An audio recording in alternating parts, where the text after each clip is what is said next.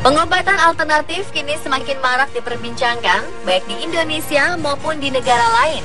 Metode dan berbagai alat sebagai media penyembuhan pun semakin beraneka ragam.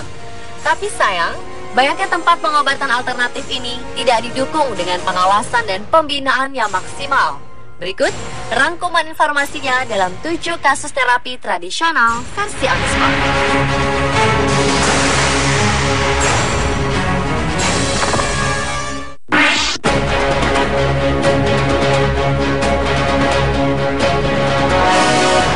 Seorang bocah laki-laki berusia 7 tahun diduga tewas setelah menjalani terapi tampar di Sydney, Australia pada awal Mei lalu. Bocah yang bernama Aiden datang bersama orang tuanya Lily dan Jeff menghadiri lokakarya di sebuah hotel di Sydney, di mana seorang terapis yang berasal dari Tiongkok, Hong Chi Xiao, mengadakan praktek terapi tampar di tempat tersebut. Hong Chi Xiao sempat menarik perhatian publik Tiongkok dengan teknik pengobatan yang sangat ekstrim, yang dipercaya dapat mengeluarkan racun dan menyembuhkan diabetes dengan menampar tubuh pasien hingga biru. Dia mengaku telah mempelajari praktek kuno yang disebut Pai Da Lai Jin dari seorang biarawan Tao. Ia juga pernah menulis sebuah buku terlaris tentang penyembuhan diri melalui metode tampar. Namun sayangnya, metode tersebut diduga mengakibatkan Aiden tewas. Kala itu orang tuanya membawa Aiden yang menderita diabetes ke seminar Hong Chi di hotel. Para orang tua disarankan untuk tidak memberikan anak mereka makanan apapun selama 72 jam selama anak mereka menjalani terapi tersebut. Namun Aiden mengalami muntah-muntah selama sesi terapi. Setelah itu Aiden ditemukan tak sadarkan diri di kamar hotelnya. Para medis ambulans mencoba melakukan CPR pada Aiden, namun naas Aiden dinyatakan meninggal di tempat kejadian. Sementara itu diketahui Hong Chi telah meninggalkan Australia dan bersiap-siap untuk mengadakan lokakarya berikutnya di Jerman.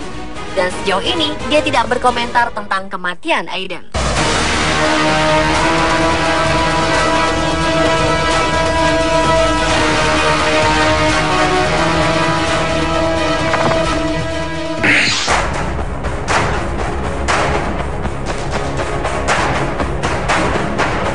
Seorang wanita asal Bolivia, Gabriela Ascaruns, dikabarkan telah meninggal dunia akibat terapi suntik urin pada Februari 2009 silam.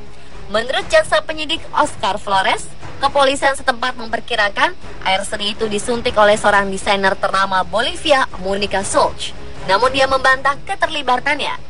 Surat kabar lokal melaporkan bahwa Schultz diketahui melakukan terapi pengobatan urin untuk keperluan medis dan kosmetik.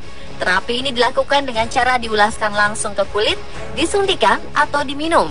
Namun ilmuwan dan tenaga medis menyatakan belum ada bukti terapi ini dapat berhasil. Menurut mereka, air seni juga dapat mengandung bahan kimia beracun. Kepolisian tidak menjelaskan siapa pemilik air seni yang disuntikan ke tubuh Ascaruns. Ascaruns yang berprofesi sebagai dokter hewan ini juga tidak diketahui biasa melakukan terapi urin.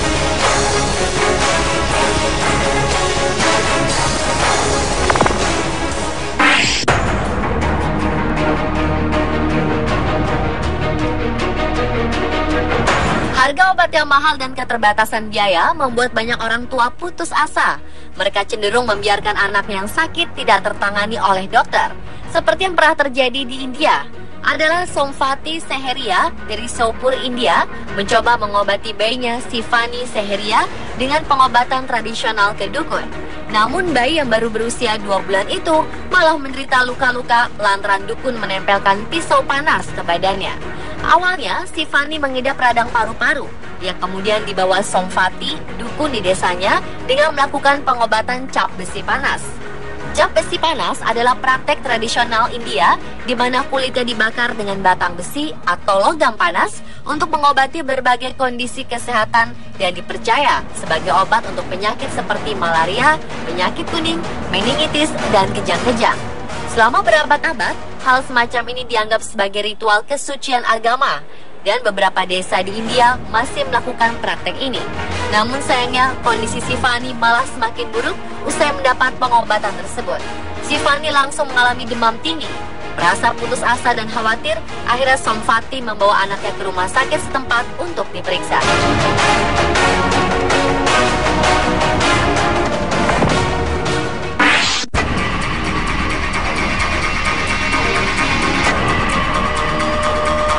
Pada Agustus 2008 silam, terapi pengobatan air limbah dari pabrik gula di Kasihan Bantul, Yogyakarta sempat menjadi perbincangan karena dipercaya mengandung belerang dan menyembuhkan berbagai macam penyakit.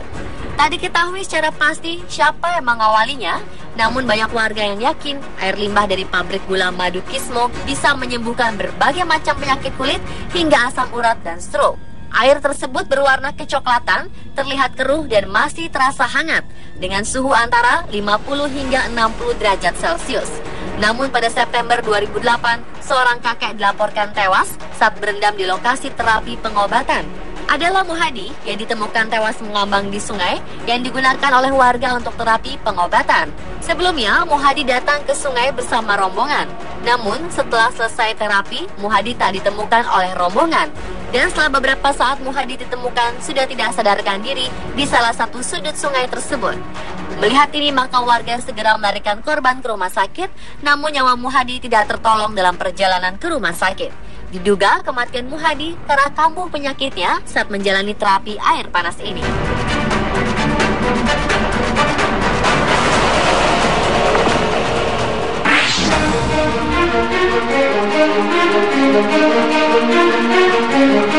Teknik pengobatan tradisional akupuntur konon telah dipraktekkan sejak ribuan tahun lalu di Cina.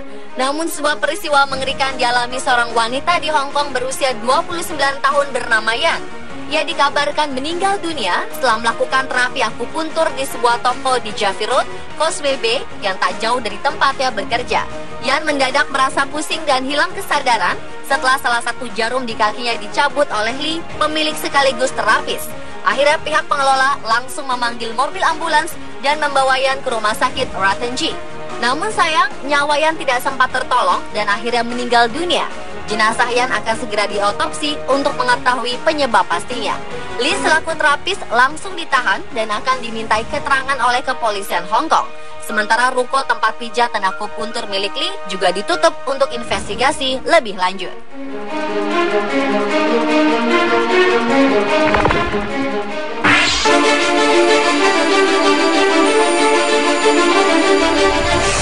Seorang pensiunan guru di Jombang, Jawa Timur tewas usai melakukan pengobatan tradisional bekam. Adalah Suparno, pria berusia 55 tahun yang sebelumnya datang pada Siti Mufrilah yang berprofesi sebagai ahli bekam dengan keluhan sakit asam urat dan darah tinggi. Siti yang telah puluhan tahun membuka praktek bekam di rumahnya di Desa Pundong, Diwek, Jombang, Jawa Timur ini pun langsung melakukan terapi bekam dengan alat sedot tradisional miliknya yang terbuat dari tanduk sapi. Namun belum juga terapi bekam usai dijalani, tiba-tiba tubuh Suparno ambruk dan langsung meninggal dunia. Suparno sendiri diketahui telah 2 kali menjalani terapi bekam di kediaman Siti Mufrilah dan selama ini mengaku cocok dengan pengobatan sang nenek. Pihak keluarga pun mengaku pasrah dan tak akan menuntut Siti Mufrilah atas musibah yang terjadi. Polisi pun langsung datang untuk melakukan identifikasi.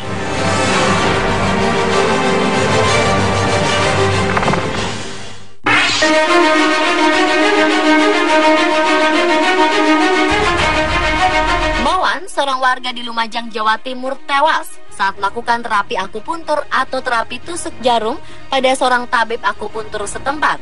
Korban yang sehari-hari bekerja sebagai satpam sekolah ini tewas saat sang tabib akupuntur keliling menusukkan jarum ke beberapa bagian tubuh korban. Dari pengakuan tabib yang menjadi tersangka, korban sebelumnya mengeluh sakit asma, kemudian ia melakukan proses pengobatan dengan menusukkan beberapa jarum ke beberapa anggota tubuh korban. Namun setelah menusukkan jarum ke-12, korban tiba-tiba mengalami trauma hebat dan sulit bernafas. Selang beberapa detik kemudian, korban mengalami kejang dan meninggal. Polisi setempat langsung menyita barang bukti berbagai alat akupuntur dan membawa tersangka untuk pemeriksaan intensif. Pemirsa, itulah 7 kasus terapi tradisional versi on the spot.